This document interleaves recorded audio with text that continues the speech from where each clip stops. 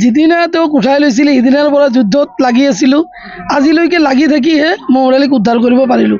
কিন্তু এনেকুৱা বিষয়খিনি কাৰ লগত হয়, যিটো পৰিয়ালে বাহিৰত ওলাব নাজানে, কাৰো লগত ভালকৈ কথা পাতিব নাজানে, নতুবা তেওঁৰ আৰ্থিকভাৱে দুৰ্বল, সেই মানুহখিনিকহে টাৰ্গেট কৰি লৈ এইখিনি কাম কৰি আছে হিমন্ত বিশ্ব শৰ্মা ডাঙৰীয়াই।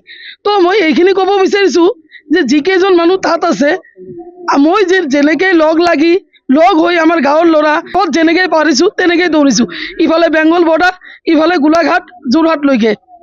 আমাৰ লোকেল DC SP লগত যিখিনি কথা পাতিছোঁ কোনেও মোক সহযোগ কৰা নাছিল, খালি এটাই কৈছে যে ঠিক আছে গোলাঘাটৰ পৰা কিবা বিচাৰিলে আমি দিম। আজি ক'ৰ পৰা লৈ আহিলে? আজি লৈ আনিছোঁ চৰাইখোলা, কোকৰাঝাৰ ডিষ্ট্ৰিক্ট চৰাইখোলা বুলি কয়, তাত এটা কেম্প আছে। তো আমি যেতিয়া হাইকোৰ্ট কৰিছোঁ, হাইকোৰ্টে আমাক সহযোগ কৰাত হাইকোৰ্টৰ পৰা এবাৰ চাবলৈ দিছিল, ক'ত আছে বুলি আমি গম পোৱা নাছিলোঁ। তো আজি যিকেইজন মানুহ তাত আছে সেইখিনিৰো কিজানি পৰিয়ালে গম নাপায় যে ইহঁতে জীয়াই আছে নে মৰি আছে।